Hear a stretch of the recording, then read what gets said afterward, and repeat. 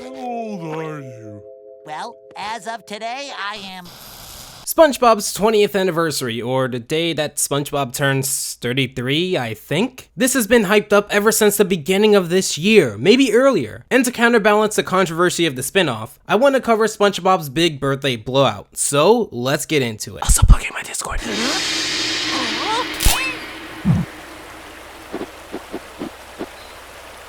We start off with a different title card in the beginning, having this fisheye sort of roundness at the edges, which gives it a cool effect and hypes up the episode as being special, as it should. In classic SpongeBob special fashion, Patchy opens up the special. Seeing him in this crisp HD just looks so nice. This is the first SpongeBob special to be made in that 1080p workflow. And start. Oh, God. Maybe if you remember to fill the tank with gas. I see the problem. And here you can see what I see with many of the live action segments in SpongeBob's Big Birthday Blowout. They retain being cartoony, which makes them not as big of a switch when they do come around. Now part of this is due to Patchy being given good direction and his already amazing acting, but the other part is the editing. It walks a fine line between not being enough, so it looks like they're trying but missing the mark, but also not too much, so it doesn't look like they're trying so hard to make a point. It is a little cheesy, but I don't really mind that personally. They go off to take said gift to SpongeBob, and we finally go underwater to meet the man, or Sponge of the Hour. But can we just appreciate this sunset lit house for a second? Looks like a collectible. What? Today? My birthday? Oh, Gary, you know I never pay attention to those sorts of things. And what's crazy is, he's right. When it comes to birthdays, he doesn't really remember, or is the one who actively points it out. In Waiting, he flat out forgot, having his mind occupied elsewhere, and in SpongeBob Meets the Strangler, it kind of retains what happens here, albeit with less of a focus on the birthday party part. So Gary gives SpongeBob a net that he made by himself, with the camera cutting to him giving a thumbs up, which makes me assume that he made it with his own snail slime. Problem is, I've never seen it that green. It's been a light blue, never this light lime green color. I don't know if this is a new thing or if the color department wanted to send a message to the execs about their pay. It's also refreshing just to see SpongeBob's natural state of enthusiasm. Sometimes it can venture into delusion or cartoonishly exaggerated ignorance, but I don't really see much of that here or anywhere in this special. You're going to get SpongeBob out of his house with a sightseeing tour, so we can go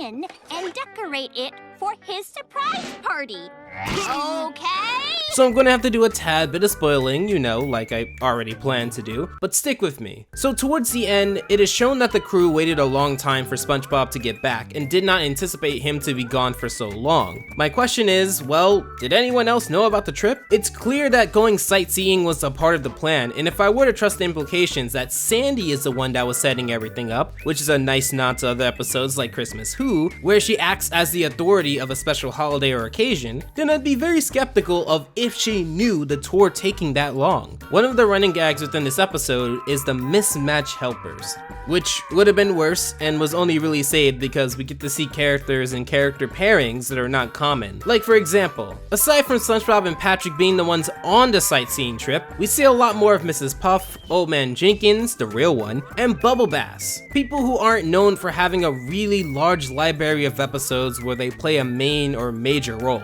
However, getting back to Patrick, despite my frequent defenses of the new Patrick is still one to get used to, because he is still too dumb in my opinion. Because of the focus more on the birthday and spectacle of everything, he doesn't do anything too dumb that I recall. However, that could change. It wasn't a highlight, but it wasn't a problem. But what was a highlight is that just like with the live action segments, the cartoon bits and pieces retained that cartoonist aspect that post-sequel is known for. Despite it being debated on if it was a good move to make, it wasn't distracting here and made for good moments. How would you like to take a little sightseeing tour with me? Wow. Thank you, kind stranger. Oh, come on. Show us how you lock the door with the key like that. This is not a pick, by the way. I'm just genuinely curious. Anyway, the next part of the plan is Plankton getting the keys from SpongeBob. However, following in the mismatch helpers running joke, Plankton with the keys to the house and the Krusty Krab is cut off before he can make a move. It's actually one of, if not the only moment within this episode where Plankton even acknowledges his need for a secret formula. Of the rare / uncommon appearances within this episode, I really enjoy Old Man Jenkins moments. By the way, did I mention that he's the right one, the right design? It was a bunch of Old Man jokes, but with his voice direction, character design, and role in the story, ironically it didn't get old. Would you rather him do fart jokes? Because Nickelodeon would have loved to do that. So because Squidward would never willingly, he's roped into the situation via flattery. You are quite the interior decorator. Of course. I didn't give myself all those awards for nothing. It brings me back to the days of Patrick the Game, an episode I reviewed, where Sandy persuaded Squidward to stick around and play with SpongeBob and Patrick, whether using violence or just persuading in general. Their dynamic in modern SpongeBob truly has changed, because from what I recall, there wasn't a strong connection, and it seemed like a lot of their conversations happened in passing. What are you supposed to be? Why, I'm a pet goldfish in a bowl. I don't get it. They also have a cutaway gag to one of Sandy's famous sexist-based similes, but I don't think I'll ever really get used to this. I know cutaways have happened as early as the pre-movie days, but you'd also have to take into consideration that the aesthetic of the show changed, so would the uncanniness of the cutaways, which, yes, it's still in uncanny territory. Going back over to the sponge of the hour, we meet Rube. Some of you, like myself, probably don't know much about this character and thought that this was his first appearance. Nope. His first appearance was recent, quote, though, a little under 2 years. In the season 11 episode, No Pictures Please, does Rube make his debut. Here, he is the tour guide. Also, let's just talk about this bus. I remember reacting to the scene in a live stream I did, which served as the extended trailer, and it was pretty clear that this is not the regular bus. They have buses in the Bikini Bottom. And with the redesign came purpose, which we'll get into. Also, fun fact, according to the storyboard artist Brian Morante himself, he had his loved ones put into the show, which was a wholesome thing to see. One of the many perks with working on the show, I bet. Absolutely no bad language. You said number 11. They have a lot of references and nods to other episodes, which is common within the later seasons, but it's extra appreciated here. Also, I love the new music in SpongeBob. I mean, it's always had great music, even since the beginning, but the new choices they pick are not half bad. It reminds me of that old Ren and Stimpy Camp Lazlo music library that all of those cartoons use. I think it's also nice when it comes to going to the surface that is also a rare thing. Now you see, I'm saying a lot of these things are rare and uncommon, almost as if specials should have these traits in the first place, or they wouldn't be special. Cough, cough. But getting back to this, yes, we would have been in the surface world, or at least out of water, in a handful of episodes like Pressure, Mooncation, and Rodeo Days. But it's not enough to really lose the magic of it. With a boost from the French narrator last seen in Feral Friends, another episode I talked about, they reach surface land. This is a place they don't go to often, something that's saved for the movies. And speaking of the movies,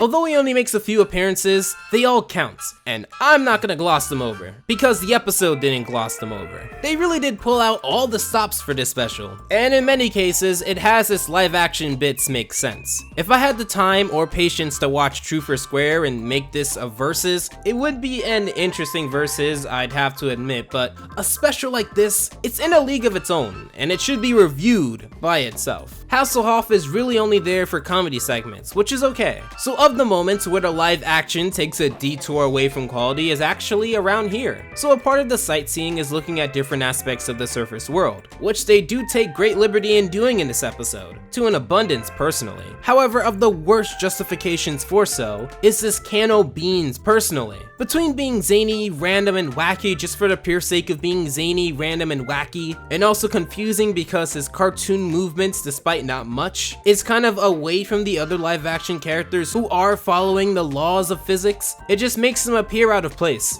Excuse me, sir? Do you think you belong maybe in a Henry Danger episode or something? Are you lost? It's one of the only Nickisms that has infected this episode. And I'm not even the guy who likes to crap on Nickelodeon. Okay, so maybe I did call them out there. Yeesh, that was an hour, wasn't it? Alright. Look, I was fair in that review. Give me a break. However, I do begin to wonder, what is the point of all of this? I know you can't solely focus on SpongeBob's reactions to sightseeing, but can you at least have the sights be worthy of being seen? This isn't that funny to me. It just screams the reason why many people don't watch the new Nickelodeon live action stuff. So of the classic new Patrick moments, he sees food, he wants food, even to the endangerment or annoyance or fear of others. I suppose they had a bean cannon or a person who's really good at hiding what CGI well, and they did not want that bean cannon to go to waste. So Patrick says the wrong answer even though the right answer also got hit with beans, and there goes the water. I was actually curious to see if they were going to acknowledge the water part, and I guess I can say I'm glad they did, but I'm gonna stop there. Now I'm speaking to you. Yeah, you, the viewer, the watcher, the listener. Hope I didn't scare you while you're on the can, but I know what you're thinking. Man, I really want to get an Alpha J shirt. But focus! You're thinking about the wrong thing right now. You also shouldn't be thinking about why the Bikini Bottom bus doesn't have a backup to fix the situation in which they run out of water. Instead, you should focus on...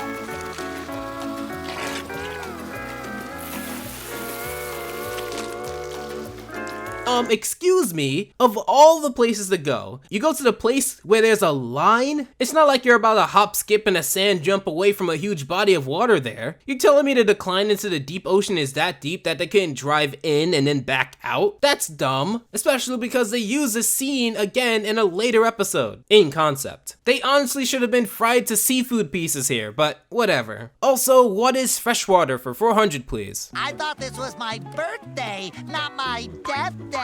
No, but considering that this is the first special to be aired after Hillenburg's passing, the amount of people who wish for the show to end is increasing. For the record, I'm not on that side yet. So they meet the Pie Dragon, as they call it, also known as a dog. The scene was hyped up in the promotional material like crazy, and it's so weird because the dog, while a major part of the live action scenes, doesn't really do much besides push the characters along when they stay in an area for too long. Oh, you're probably wondering what happened to the non-live action part.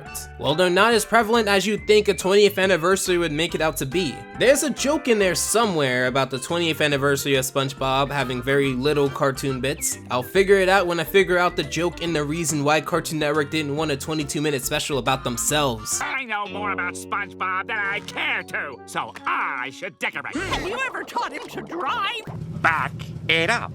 Right, back it up. Yes, he did. So go on, puff somewhere else. The sandy parts actually are not the best parts of the episode, despite being the parts that are both underwater and animated. It really makes you think. Like here, for example, rather than being okay with them constantly going from bickering to doing the same running surprise joke, I'm trying to understand why they would bicker over who gets to decorate. I mean, yeah, it's great that Bubble Bass, while Force respects Mermaid Man and Barnacle Boy, who would make for great guests if they were still here, but Mrs. Puff and Squidward are the biggest offenders, as Squidward, who's shown in the past to not really care, is really hell-bent on theming it around himself. And yes, I know he's arrogant and he can be too into himself sometimes, but I can't wrap my head around why he would be so into his own idea if he's shown in the past to be into the idea of decorating itself. Not only that, but if we did inject continuity in this, which I get redirected to not do, he's already decorated SpongeBob's house. It wasn't that idea. Mrs. Puff also wants a driving theme, the one thing that she's had the most negative experiences with SpongeBob about.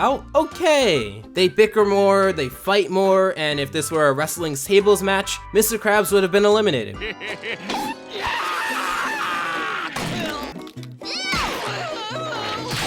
Did I mention there was a lot of eye pain within this episode? Because there's a lot of eye pain in this episode. Back on the surface world, we get one of those classic new Patrick moments, where they just can't seem to help themselves. So they meet up with the dog, or Pie Dragon, after going through what appears to be a park. But they reintroduce the dog, which has more screen time than Hasselhoff, which is a crime. Basically, they explain why it's called a Pie Dragon, associating the Frisbee with pie, and doing the same Patrick being hungry joke again. It does come back once more, but at least the last time it actually makes sense for the story. Now, you probably haven't noticed yet, but there are a few scenes in which the characters within the bus are not animated, and I'm assuming that they're toys. It usually happens in short scenes, but there are a few scenes where it just gives this away. I don't know if this was for budget reasons or if it's for the aesthetic. I'm indifferent about it. So getting away from the mad parts, we get to see tons of minor characters. Perch Perkins, Zeus the Guitar Lord, Mindy, the Doctor Dude, the dude who got anchor arms and lost it apparently, Larry the Lobster, SpongeBob's parents, Flats, that sailor dude, that green eel, Grubby Grouper, Sandals, Fred, that strangler, the dude who doesn't speak English in Rock Bottom except at the end, that Hoopla kid who got hit by a brick and apparently survived. And they actually animate him to speak the same way that he did in the Krusty Krab training video. It's super nice. All of this is so cool. Everyone came to celebrate. Oh wait, this dude as well. Slappy, apparently his name is. And we'll get to him later. I gotta say, I appreciate all of these tiny cameos because some of these characters legitimately have not been seen in a decade, even if they don't get speaking roles. It's just nice to see that many characters appear. Again, it's rare, but that's what makes this special. What do I gotta do to get in? Just consent to a pack town, old timer. Oh boy. Okay, you're good. What? You thought we'd get an episode where Mr. Krabs doesn't make a joke about money? Hey, at least it was rare. Also again, major props. Bubble Bass just has the best, the greatest, the most iconic Mermaid Man and Barnacle Boy tribute themed table. Please be careful. And also, she's legit the worst. Out of all of them, no contest. Like, what the heck? We get Slappy's highlight in the episode, sitting on tables and acting weird. So this is his first episode, and he's already top 10 most creepiest characters from the show. No contest. Like earlier, the bickering in this episode, while is saved because you get to see so many characters from before. And I love that. There's a lot of fighting and arguing though. The uncontrollable nature of the party is apparent. I hope it's as well received as Party Pooper Pants. The highlights here is that Fred makes a my leg joke, and Squidward and Bubble Bass's dynamic. It's so sweet. I'd love an episode revolving around both Plankton and Fred, but also Squidward and Bubble Bass. So because Surface World, we gotta have a moment where we go into a corporate office. They deem it a Paperclip jungle. and the characters here play their part. The only part I found funny was when the boss man gorilla pulled down the chart, which someone needs to erase the title of the chart. It'd make for great meme material. Maybe I can do it in my spare time. The boss accidentally presses the sprinklers, which makes for a better reason to have water come into the tank than the other. But weirdly, it's not used here. It doesn't calm the gorillas in the meeting room, the PA system does. So it serves to be pretty useless. Also, wait, did the dog just stand up? What's going on here? I'll have the, Sir, could you please order something? There are a lot of people waiting here. Some of us have lives. Oh, don't rush me. I almost had it. Alright, if there were ever a highlight, it's this. I hate to bring up that other show I cover a lot. I mean, I don't, but a phrase is a phrase. This is what I kind of thought the Gumball finale was going to offer because it clearly builds up that the episode was going to be that way. Maybe the budget didn't allow, I don't know. But anyway, getting back to this, I love everything about this. I love how Mr. Manword has one of the greatest deadpan looks. It's almost as if he was made to be that character in real life. Also, speaking of characters in real life, although not given a name, this version of Patrick also fits within the character. The goofy hair was just a nice touch.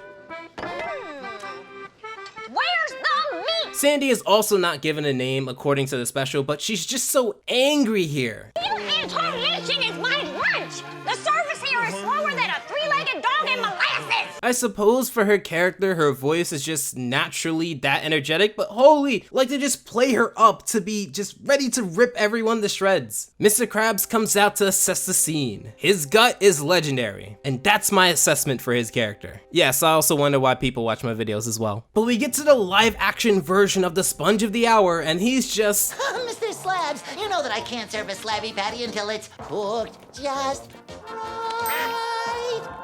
Slabby Patty and it's cooked just right. Slabby Patty day and night. Oh my god, he's just so incredible. I think a big reason why all of this works so well is because it's clear that they love the characters that they voice. When you see Jim Bob, he doesn't look like he's playing SpongeBob, but rather that he's being himself. And it just so happens that there is a version of himself underwater, rather than the other way around. There are tiny pics, like the eventual Charleston, yes, Mr. Charleston, kind of going in and out of his voice in my opinion. Hand over the Slabby Patty secret sauce recipe, and nobody gets vaporized, see? But it doesn't matter, because I get the point. This quite possibly is my favorite moment in post-sequel SpongeBob, topping Feral Friends, which was also a pretty special moment of its own. After some painfully obvious versions of the crew not being animated again, and Patchy missing them again, we get a live-action version of Pearl picking up the aquarium and trapping them. For just a tad, a short bit, a little while. In fact, it's so short that they get out rather quickly, so it's kind of pointless to talk about it a lot. It only serves to give Patrick a love interest, question mark, and bring a bunch of fish with them back home. The only part that confuses me is how come they can't communicate with the fish? How come the fish there are CGI or live action? I don't know, I don't care.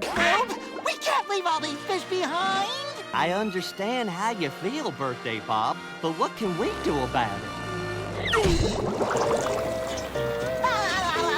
Oh wait, no, make that two things that confuse me. How'd they do it? It seems like the climax for this special was glossed over pretty blatantly. I suppose this doesn't have a conflict. It has danger per se, but it's pretty clear that this is a self-serving episode. Something I attribute to things like Dramarama, a few earlier episodes of SpongeBob, and I don't know if this is a hot take, but that's okay. I think you can have fan service being the complete purpose of an episode, as long as it's not a common thing. For the 20th anniversary, that's okay. So as we start to wrap up the special, we get a very funny beef between Hasselhoff and Patchy, which, guys, we're on the same side here, come on. SpongeBob confronts his very tired party guests and receives one last gift. Surprise! It's Patchy the Pirate! Happy birthday, SpongeBob! Wait, that's the gift? That doesn't even make any sense, both in and out of universe. If that was the gift, why didn't he just go down there? Oh, because then he'd be too big. Then why make it clear at all if Patchy and SpongeBob live in the same world? In Truth or Square, it was pretty clear that Patchy doesn't know about Tom Kenny, who plays Patchy but now also plays Jim Bob, so now there are 4 versions of essentially the same person in the SpongeBob universe. Because Tom Kenny does exist as himself if he's being mentioned in Truth or Square. I don't know, I don't want to think about it. They sing one last song and oh look, celebrities, let's just gloss over them. And to top a already great special, we get an even greater gift, an honor that was well overdue. And without getting too sappy here, like I said on Twitter, this is just a great way to honor the guy than a half-hearted song on the Super Bowl. And even if they did it to part and had it to be quality, this has more effort in it, more focus, and this is his creation, not a song that was just used in one episode. This. But anyway, they end on a highly honorable memory, and that was SpongeBob's big birthday blowout. I really enjoyed this special. It has so many aspects in it that I hope stand the test of time. It's good for any fan, classic or new. The live action parts, while abundant and not animated, retain the cartoony feel. The Krusty Slab is so good, I wouldn't mind seeing it again, although to be fair, I don't think Nickelodeon should probably touch it again. They don't do well with live action. We got to see so many minor characters, even if it was for non-speaking roles. I do appreciate that. It's not perfect, but it's still fantastic. And I hope in 5 to 10 years from now, maybe even more, we'll see it as a classic. So what did you think of the special? If you've even seen it yet, let me know in the comments down below. Also, if you really like this video, I highly suggest my SpongeBob Takes Volume 2, or just a SpongeBob playlist altogether. Binge away. Special thanks to the patrons of July, and until next time, take care. Alpha out.